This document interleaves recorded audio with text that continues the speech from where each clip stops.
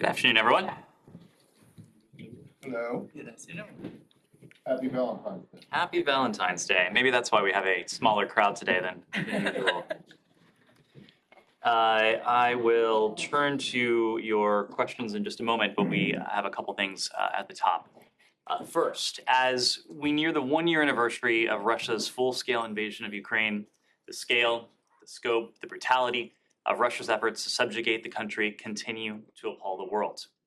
A report released today by Yale University's Humanitarian Research Lab through the department-supported Conflict Observatory Program details Russia's systematic, government-wide efforts to permanently relocate thousands of Ukraine's children to areas under Russian government control via a network of 43 camps and other facilities. In many cases, Russia purported to temporarily evacuate children in Ukraine under the guise of a free summer camp, only to later refuse to return the children and to cut off all contact with their families. Such actions obviously will have serious long-term implications on these children's development. The network of facilities which these children are sent is vast, spanning from Russia-occupied Crimea, across Russia itself, from the Black Sea region to its Far East. The report indicates how these abusive practices involve officials and other individuals at all levels of Russia's government. Putin seeks to rob Ukraine of its future by taking its children. Russia's system of forced relocation, re-education, and adoption of Ukraine's children is a key element of the Kremlin's systematic efforts to deny and suppress Ukraine's identity, its history, and its culture. The devastating impacts of Russia's failing war of aggression will be felt for generations to come. This report and others like it reinforce U.S. and international resolve to pursue accountability for Russia's war crimes and other atrocities in Ukraine for as long as it takes. Next and finally, today marks the start of the first senior officials and related meetings for the U.S. Asia-Pacific Economic Cooperation, or APEC, 2023 host year in Palm Springs, California, which will run until February 28th. During these meetings, U.S. officials from multiple departments and agencies, including senior officials meeting chair and U.S. Deputy National Security Advisor for International Economics Mike Pyle, and U.S. senior official for APEC Matt Murray, will underscore the United States' enduring commitment to inclusive and sustainable economic growth throughout the Asia-Pacific region. These 2 weeks will include more than 100 meetings and workshops, as well as extensive stakeholder engagement. More than 1,500 delegates from 21 APEC economies have registered to attend. Palm Springs was selected to host the first of 4 series of meetings during this U.S. APEC host year because of its location, its history, its international ties. Together, they set a unique example to help strengthen APEC's engagement on economic inclusion and environmental sustainability.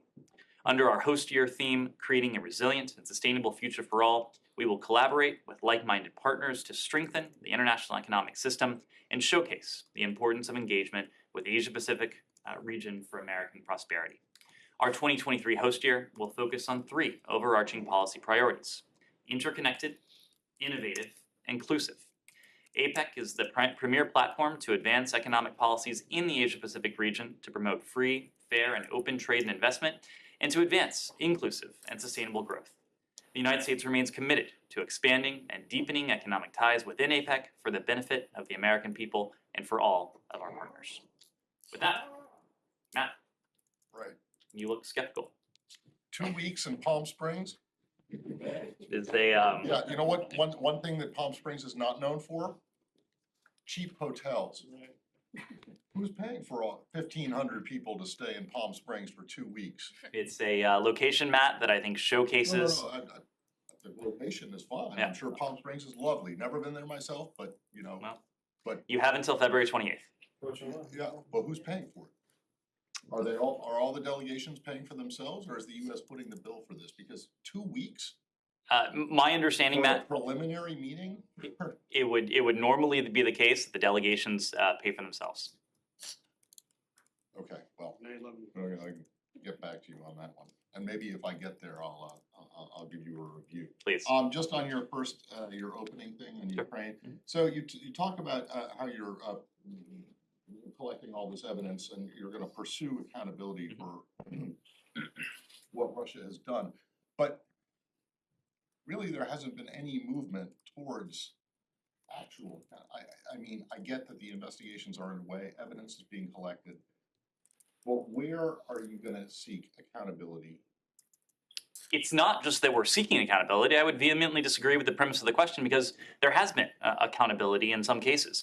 You look at what has. No, yeah, like a very limited number of Russians have been convicted in Ukrainian courts, but what you're talking about now is something beyond that, isn't it? Yes, and I will come to that. But one, I wouldn't want to underestimate the effectiveness of what the Ukrainian prosecutor general in that office is doing. When you look at the jurisdictions that have the wherewithal, have the capability, have the basis to pursue, to try to convict individuals for war crimes in Ukraine, we are looking to the Ukrainian prosecutor general to continue that important work, and we're supporting that work. Now, you are raising a broader question about other venues and other fora where we are also seeking accountability. We're doing these things simultaneously.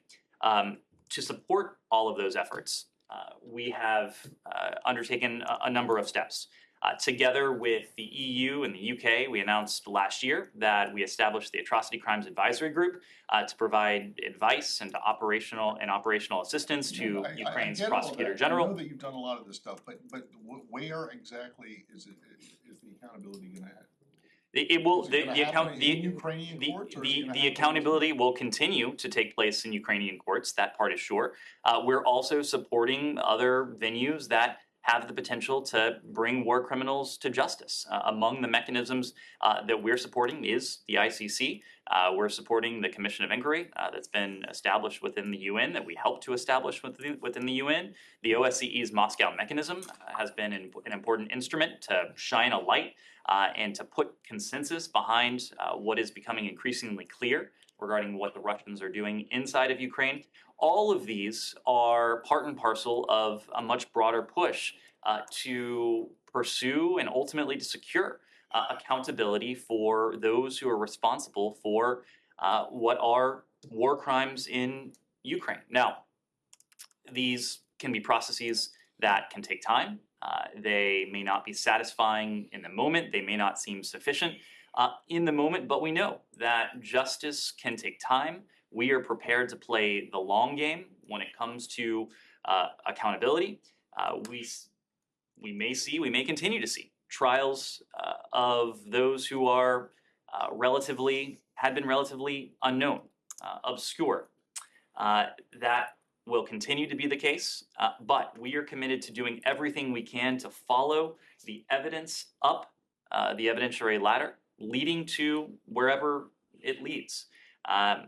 I think that history has proven that these mechanisms can be effective, going after even the senior-most figures when there is appropriate evidence.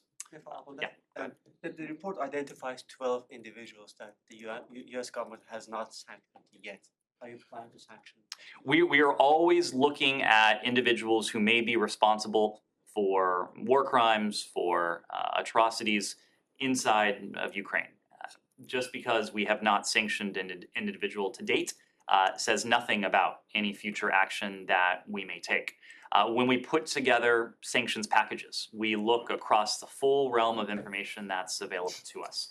In many cases, that will be information that is known to the U.S. government, that is otherwise private, maybe classified in some instances, but we also look at open source information. And what the Conflict Observatory has produced and released today is a compelling and exquisitely documented piece of open source reporting, a comprehensive open source report that we can use, that other fora can use going forward for their own accountability efforts. They have followed best practices in terms of putting together, documenting precisely the sources, making sure that the information that they've produced is admissible, whether in national courts or other multilateral venues. It is a product that will be useful not only to us, but to institutions and to organizations around the world who share our goal. Sean. Can I switch topics? Earthquake. Sure. Syria, you spoke at length about this yesterday, like there have been developments since the opening to more border crossing. Do you have any general reaction to that and the impact, and also the situation with in certain groups. Some of them have been enthusiastic about having a team directly through the territories. Sure. And I know that our ambassador to the UN, Linda Thomas Greenfield, spoke to this earlier today as well. But what you heard from me yesterday as this was emerging, what you heard from Ambassador Thomas Greenfield this morning is that we very much welcome the UN diplomacy. We take note of the regime's arrangement with the UN to use the Bab al-Salam and Al-Rai crossings as our focus remains on helping people in need, helping all people in need. Of course, our Turkish allies, but the people of Syria as well. To that end, we welcome the news that some UN aid moved through the Bab al-Salam and Al-Rai crossings today, and we look forward to receiving more from the UN about how this arrangement is playing out on the ground. When it comes to the various groups inside of Syria, first, let me just reiterate the broader point. Our focus right now is on saving lives, our focus is on doing as much as we can to see as much aid as the international community can muster, both in Turkey and making its way into Syria.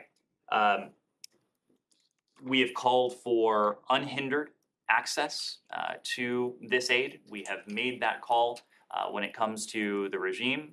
We've made that call when it comes to opponents of the regime. Everyone should put aside their agendas and affiliations in service of one pursuit and one pursuit only, and that's addressing the humanitarian emergency, the humanitarian nightmare that's unfolding in parts of northwest Syria. Let me just follow. Sure. Kumar. Just on Turkey, Ned, can you give an update on what exactly the USA team is doing there right now? You said our focus is saving lives, but unfortunately it's day 9 now. So, how is their mission going to evolve going forward? Sure. So as we've talked about this mission to date, we've talked about the search and rescue, the urgent search and rescue function of it. Of course, this operation will continue to evolve as we get further away from the first tremors and the earthquakes that shook large swaths of Turkey and Syria earlier this month. But as you know, Humaira, we responded immediately in the aftermath of these earthquakes. We deployed the disaster assistance response teams within hours. We announced last week that we're providing an additional $85 million above and beyond our initial response. We deployed these urban search and rescue teams with nearly 200 members, 12 dogs, 170,000 pounds of specialized equipment. And the new funding that we announced last week will support our broader response efforts. And by the way, those components are intended both for Turkey, but also for use in Syria as well as appropriate. As these search and rescue teams continue expanding their search across all hard-hit communities in Adiyaman, we'll continue to work as hard as we can to search for survivors. There have been stories, even though we are in day 8 and 9 in recent hours, of people almost miraculously being pulled from the rubble. We are not going to give up hope. We are not going to relent in our commitment to doing everything we can to save every single life that we can. But we are planning beyond this initial stage for the longer-term needs of survivors and their communities as well. We know that the people of Turkey and the people of Syria over the much longer term will need shelter, food, medical supplies, and clean water. And we and our partners are already working to provide this critical support.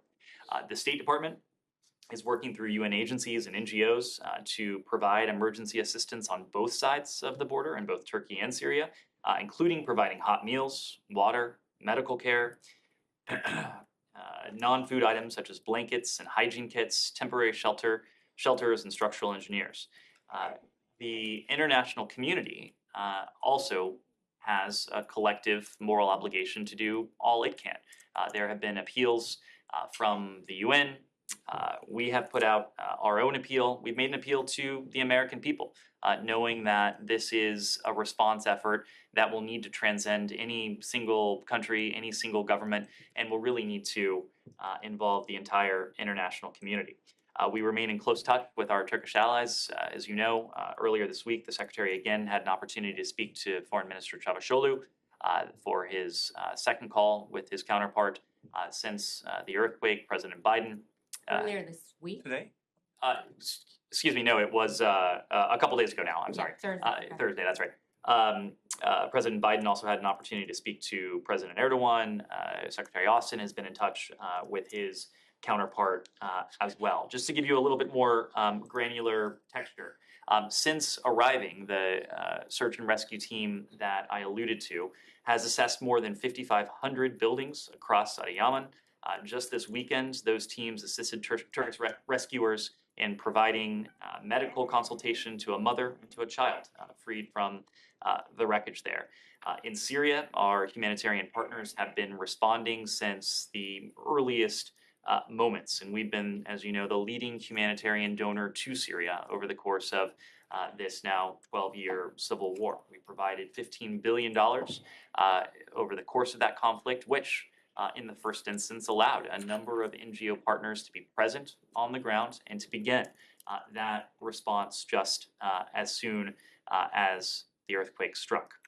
As of Sunday, and this number has increased since then, a total of 52 UN trucks have successfully crossed into Syria from Turkey.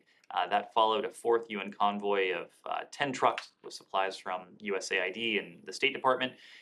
We know this, every single truck that makes its way across is welcome, it is needed, but it is insufficient. And we are going to continue to do all we can to see as much assistance flowing, again, to both sides of the border. Can I just follow up on Syria? Now, there are no American teams on the grounds in Syria doing search and rescue. Are there? We are operating primarily through our humanitarian Okay, partners on the but ground. no actual American teams that, because the other teams I think are probably folding up and leaving, especially from Turkey and so on. Now, the two things, how do you monitor what's going on in terms of search and rescue in Syria and let's say a number of casualties, or how it's coming along? How do you keep track? Saeed, even before this earthquake, we were in daily contact with our humanitarian partners on the ground in Syria.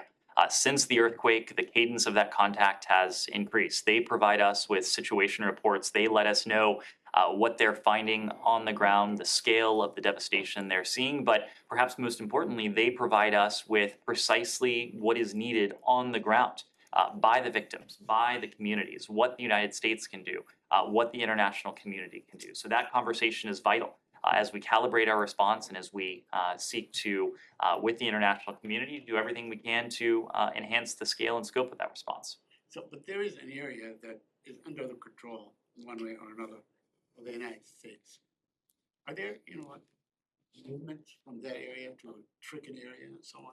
I don't think it's a fair assessment to say that there are regions of Syria that are under control of the United States.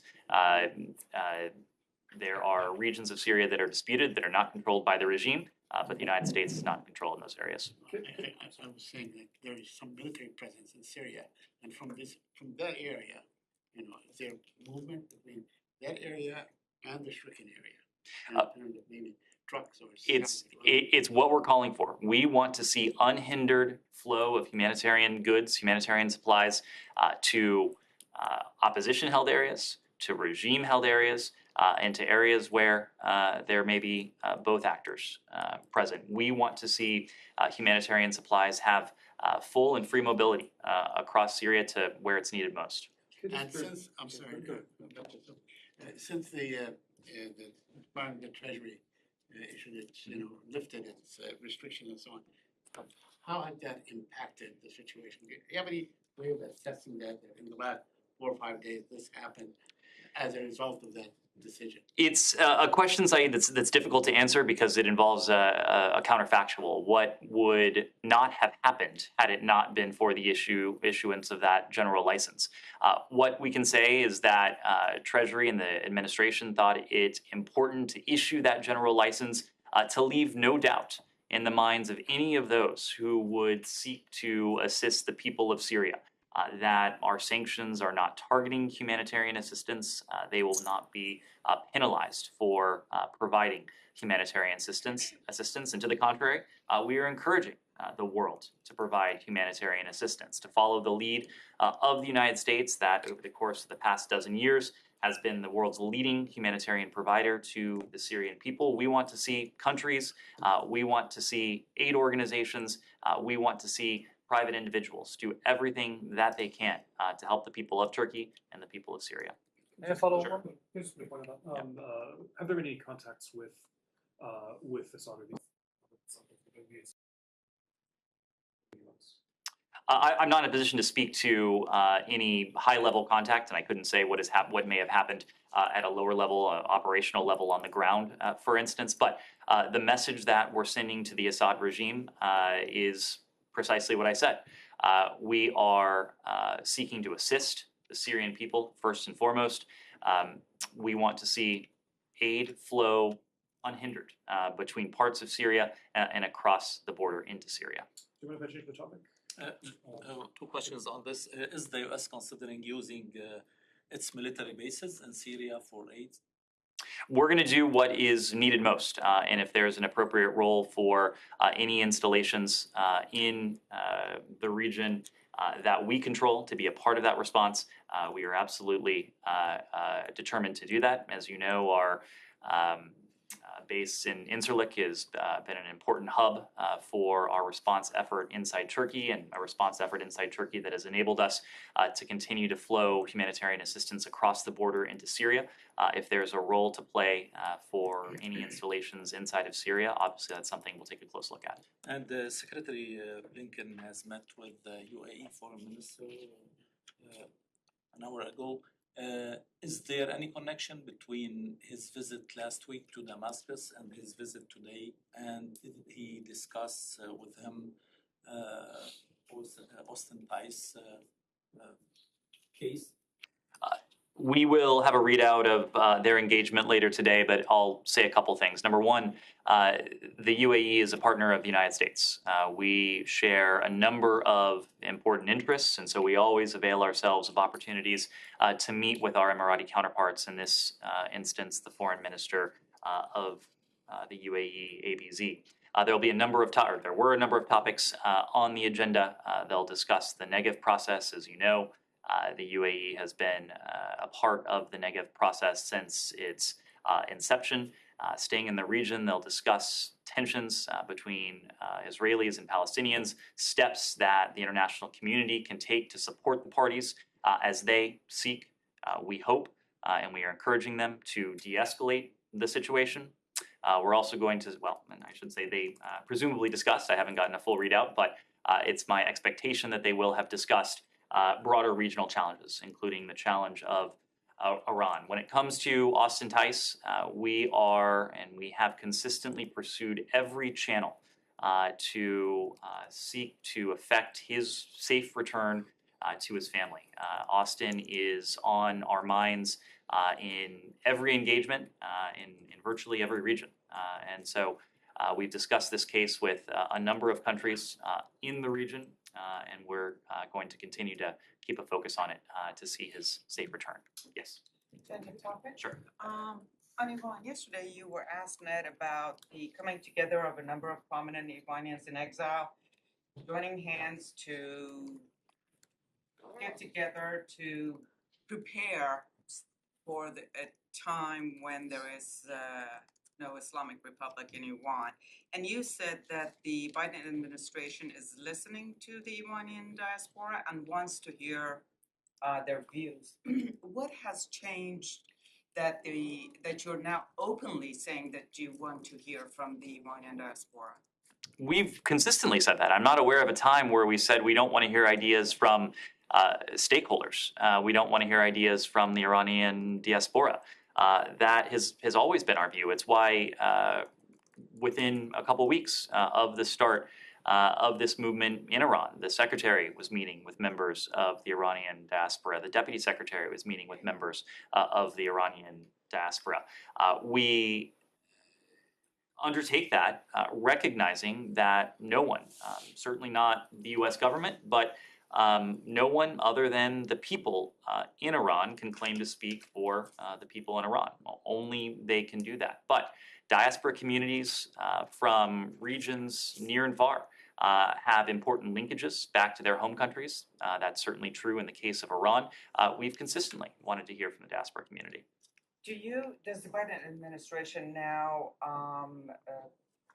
agree with the Iranians, both inside and outside, that the Islamic Republic cannot reform itself and there needs to be a regime change? This is a question that is not for us. This is a question that is for the people of Iran. We are listening to the people of Iran. We are hearing ideas from, in this instance, the diaspora, and we're seeking to find ways to support their movement and their aspirations. But it's a question for them to answer, not for us. A couple of more short ones. Iranian president is in China, as you are aware. The Iranian media are now saying that there's talk about resuming negotiations, nuclear negotiations, and that they will be in touch soon or something like that. Is the State Department willing to, or the Biden administration willing, should there be a proposal on this, on meeting and resuming and finalizing? Administration go through with it, given what's still going on in Iran?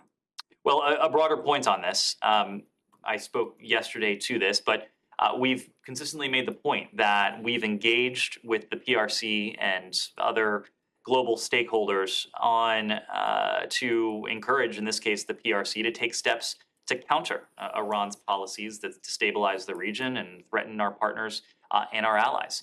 Iran's nuclear program, its ballistic missile program, its other malign activities and influence are profoundly destabilizing in the region. That is of concern not only to us, it should also be of concern to the PRC. Presumably, that's why the PRC came together with us the better part of a decade ago by now in the original configuration of the P5+1 to work with us to ultimately negotiate what became known as the Joint Comprehensive Plan of Action.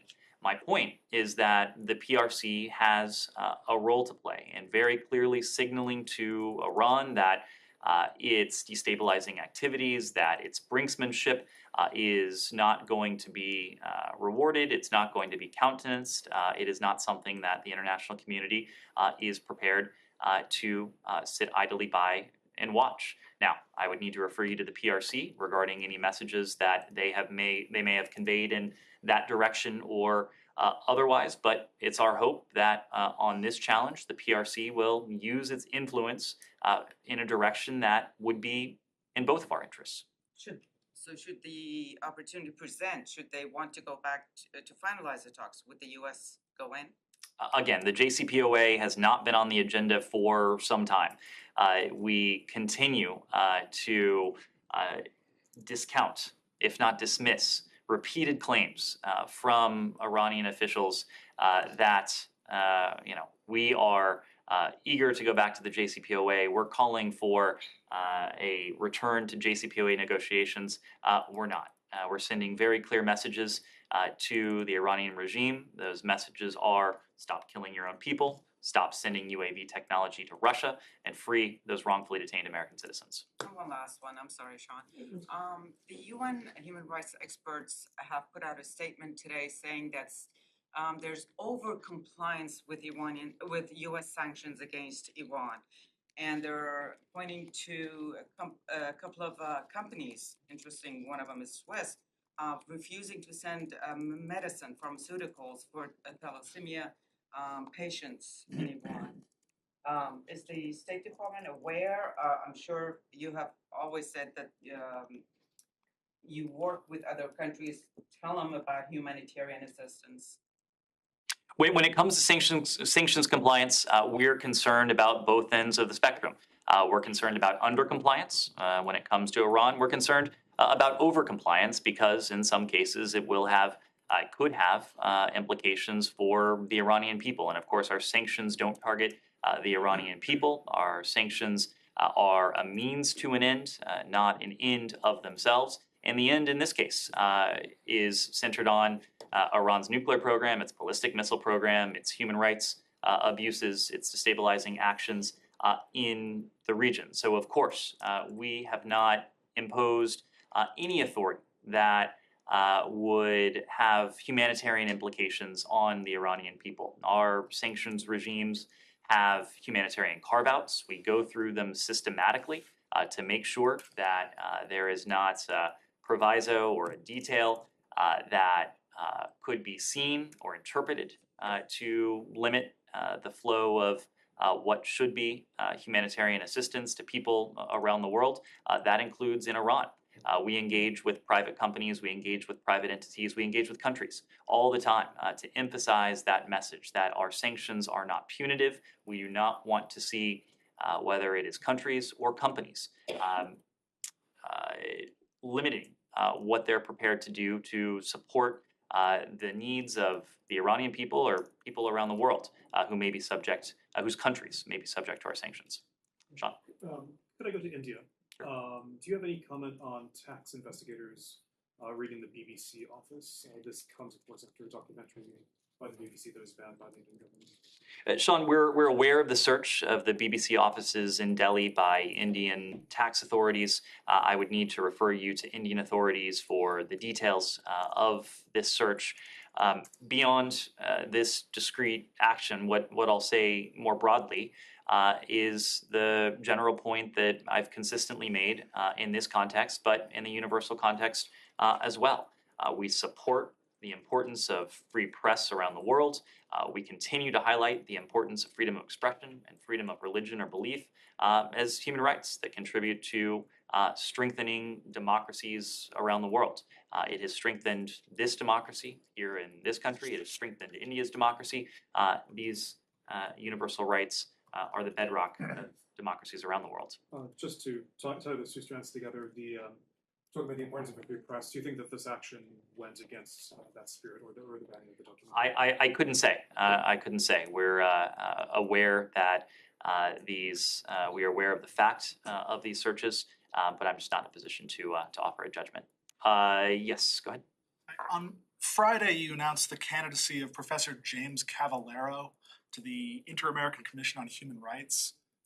Professor Cavallaro has made some pretty extraordinary statements about U.S. elected officials, President Biden, then a candidate, and about Israel, including that Israel is an apartheid state, that Hakeem Jeffries was bought, purchased, and controlled by the pro-Israel lobby. He wrote of then candidate Biden that he's a senile gaffe machine. Did you know about these tweets when you announced his candidacy? Let me make a point that should be obvious, but it's worth making nonetheless. His statements clearly do not reflect U.S. policy. They are not a reflection of what we believe, and they are inappropriate, to say the least.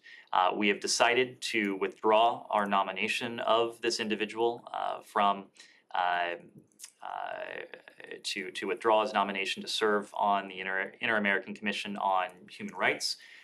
And I think, judging by some of the statements that have since been uncovered, it is fair to conclude it in fact is true that we were not aware of these statements and writings that he produced. Yes? Hold on, just on that. Sure. This happened, I first became aware of it, the withdrawal about 90 minutes ago or 2 hours ago. Can you say exactly when? I understand he was here in the building today, or at least had a meeting with when did you inform him that you were withdrawing his candidacy, his nomination? These writings and statements I became aware of them only very recently. No, when you became aware, when did you make the decision? Because the person who asked the question just now didn't seem to know that the candidacy had been withdrawn. Maybe they did, I don't know. We came to this conclusion today, and Yes, we informed the professor today within recent hours. Like what time was it now? Matt, I can't tell you exactly what time we informed him, but Sometime between 9 and 12? ish, yes. Sure, Said. Thank you. Moving on to the Palestinian issue.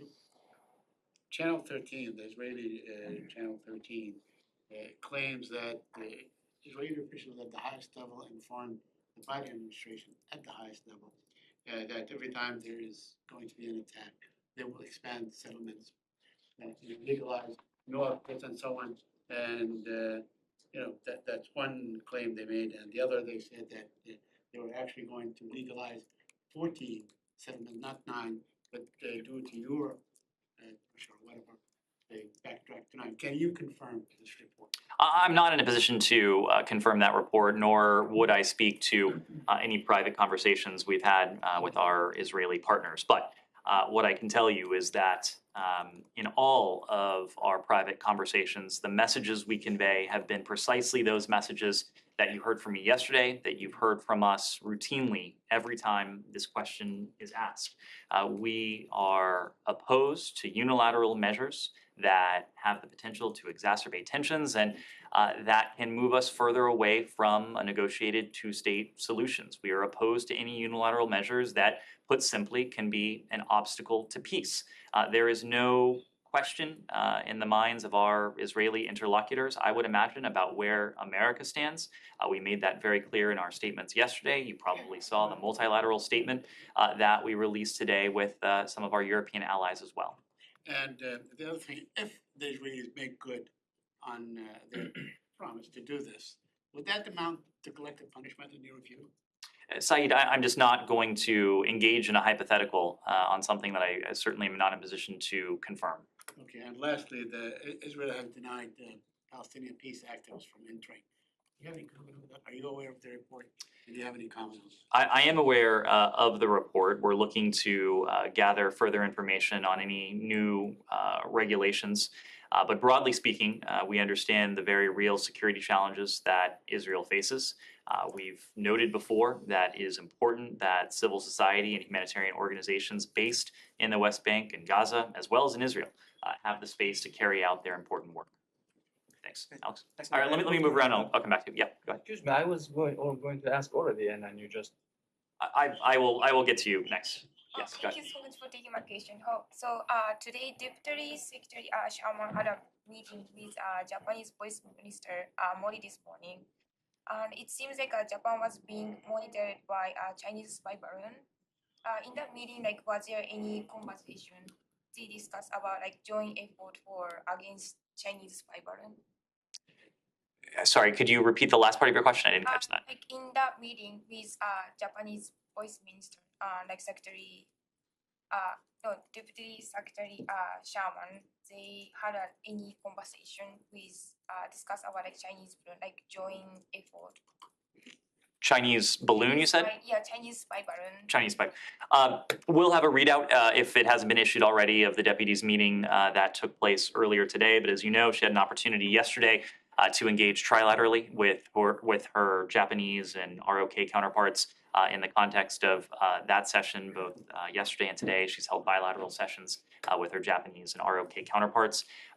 Again, the readout will provide a better sense of the meeting, but in virtually all of our engagements with our Japanese and ROK counterparts, we discuss our shared vision for a free and open Indo-Pacific region.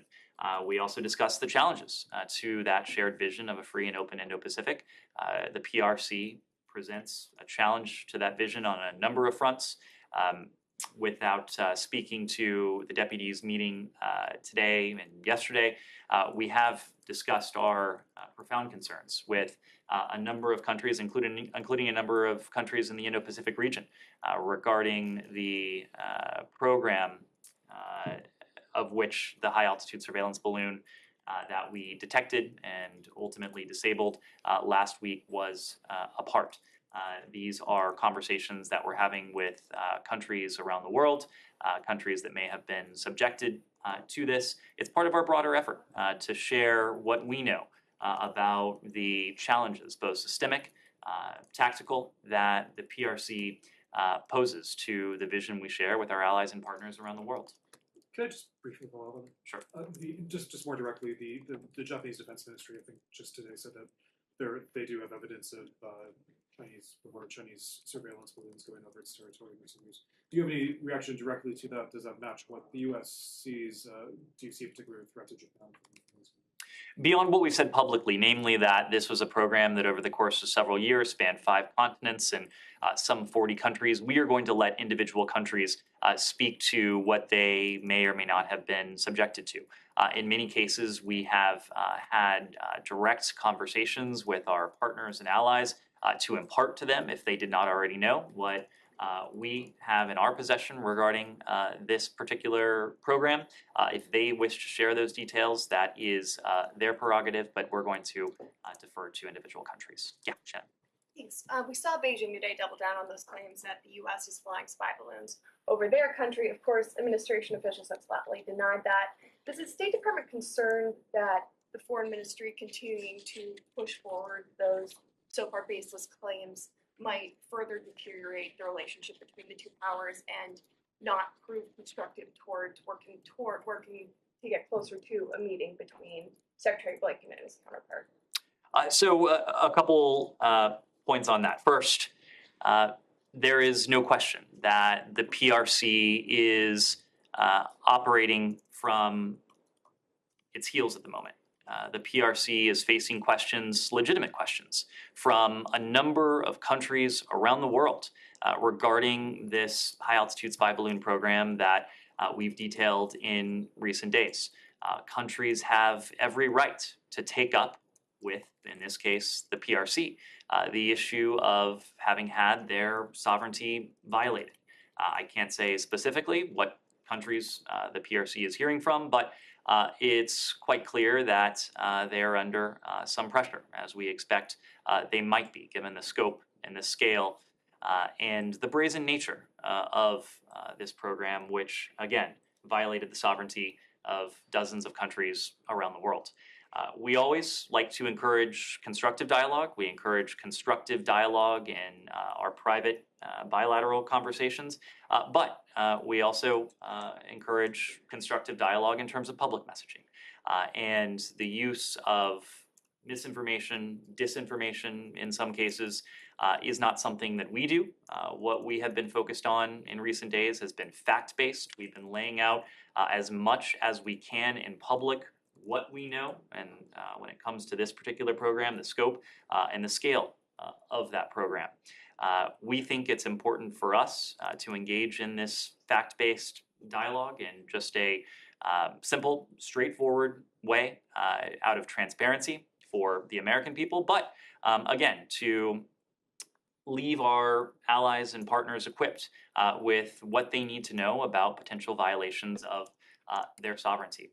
When it comes to the PRC, our position hasn't changed. The lines of communication with the PRC remain open. We want to see that continue to be the case. We think it's important at all times. It's especially important at times when tensions may be somewhat higher.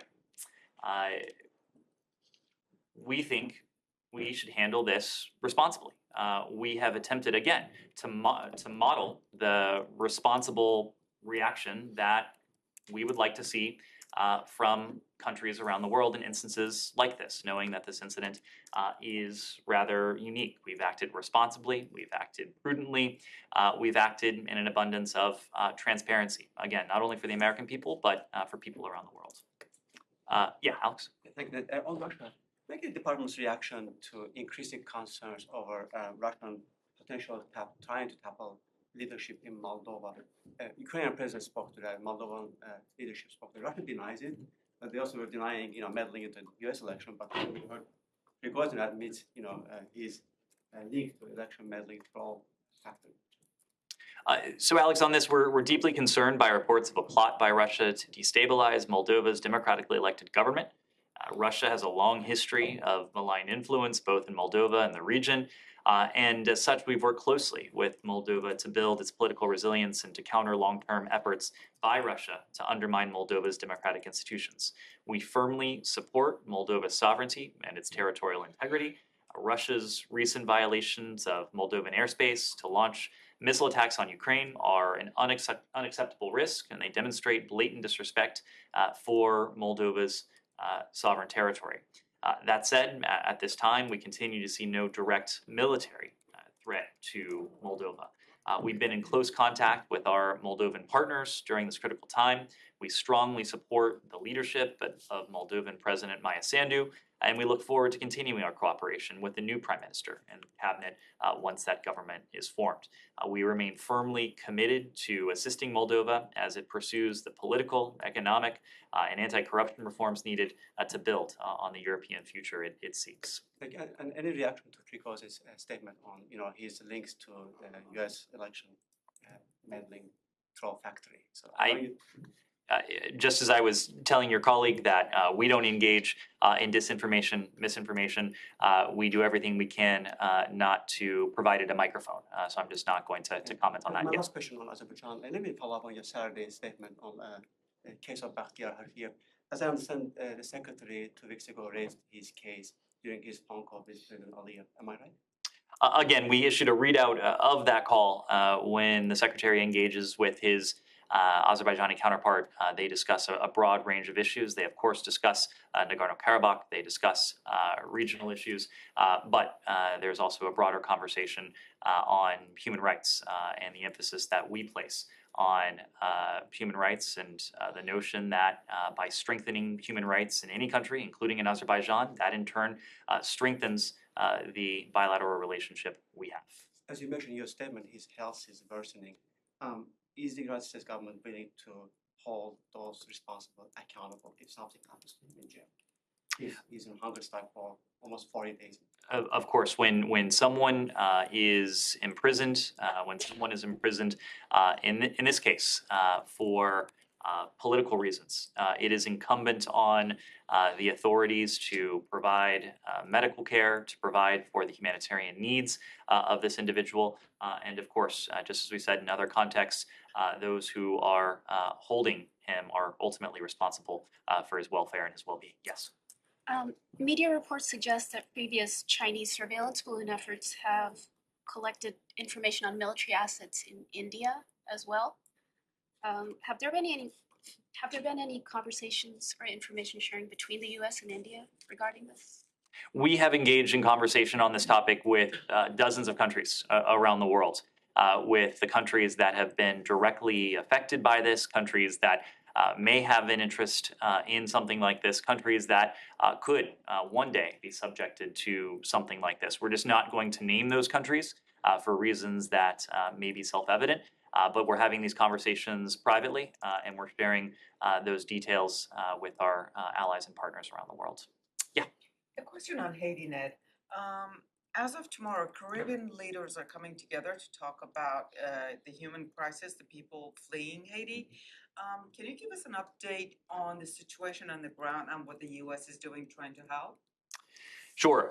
So we have, as you know, been engaged in an effort to help the Haitian people for some time now. Part of that is what we are doing affirmatively, and we've been working with our partners, including our Canadian partners and other partners in this hemisphere, to provide Haitian authorities, including the Haitian National Police, with the supplies that they need to restore security, to restore stability to parts of Haiti that have seen a descent into lawlessness. That itself is important. We are also working to hold accountable those actors who are responsible for some of the lawlessness, some of the bloodshed and violence, and the impasses that have had humanitarian implications on far too many Haitian people. We've announced now tranches of sanctions. Some of our partners have done the same on the gang leaders who have been responsible for, in one particular instance, the blockage of the port. We continue to have discussions with the Haitian National Police, with our partners in the hemisphere, with the OAS, with the UN, regarding what more the international community should do, can do to restore stability, to help restore stability and security for the Haitian people, knowing that any effort to do so will ultimately have to be led by Haitians themselves. Two questions. Ned, any updates on the U.S. delegation meetings and talks in Saudi Arabia? I don't have an update beyond what we provided yesterday. These talks are ongoing. I suspect we'll have more to say once they conclude. And do you have any statement on the anniversary of the assassination of Lebanese Prime Minister Hariri? This is a terrible, tragic milestone in Lebanon's history. It's one that we mark every year, both in sorrow and sadness, and with a sense of determination to help the people of Lebanon move beyond the crisis that country has been in for far too long. Really since his assassination, the people, and certainly in more recent years as well, the people of Lebanon have suffered needlessly as a result of the political intransigence and the broader intransigence that their elected leaders have demonstrated, failing repeatedly to put the needs of the Lebanese people ahead of more narrow political agendas. We are providing humanitarian assistance to the people of Lebanon. We are supporting what we hope will be a successful government formation process in Lebanon, knowing that ultimately these political decisions are, in the end, only decisions that Lebanese officials themselves can make. Can I ask a quick Ukraine weapons question? Sure. Jonathan Lord, a senior fellow at the Middle East Institute, wrote an article in the Post yesterday, I believe, suggesting that you guys should give Ukraine the weapons that were seized, Iranian weapons that were seized. And he says that the U.S. Navy and the French Navy have seized weapons that were going to the Houthis. Is that something that they would consider? I'm not going to speak to that specific proposal, but what I will say is that we have demonstrated what I would call remarkable ingenuity in finding ways to support our Ukrainian partners. We've been doing that when it comes to security assistance. We've been doing that through our own stocks. We've been doing that by engaging with our defense industrial base here in this country. We have played the role of broker and middleman between countries around the world who may have supplies that our Ukrainian partners need. So we're going to continue to think creatively about how we can use what we have, how we can use what countries around the world have, how we can get to Ukraine what our Ukrainian partners need most. So, but there is no international law that would prohibit you if you decide to send it from. I'm just not commenting on this specific proposal. Of course, anything we do would have to be consistent with international law and our domestic laws. Yeah, Dylan. Yeah, you just mentioned a few minutes ago again, you want to keep the diplomatic lines open with China. You've said that the secretary's trip to Beijing was postponed. It wasn't canceled, but it was postponed because conditions weren't right. So are there any preconditions you can lay out for what you're looking for to potentially reschedule that meeting? Is there something in particular you're waiting to see as China looks like they're continuing to dig in and start making accusations towards the U.S.? Dylan, first and foremost, we believe it's important that lines of communication remain open, and there are various ways to communicate between any two countries, between, in this case, Washington and Beijing. We have demonstrated an ability to keep those lines of communication open through phone calls, and there have been multiple phone calls between fairly senior PRC officials and American officials in recent days. We have spoken before, and we've previously met with PRC officials in third countries. Secretary Blinken was prepared to travel to Beijing to have a broader discussion with several PRC counterparts as a follow-up to the meeting that President Biden and President Xi had in Bali of last year. I'm not going to spell out publicly any specific preconditions for what it might take to get that meeting back on track, but we believe that it is up to the PRC to show that it is serious about being a responsible country that wants and is positioned to build on the meeting that President Biden and President Xi had in November of last year. Secretary Blinken's meetings that were to have taken place a couple weeks ago now were to have been an extension of that. To cover the waterfront, as it were, all elements of what is the most complex and consequential bilateral relationship we have, and that is probably and that probably exists on the face of the earth.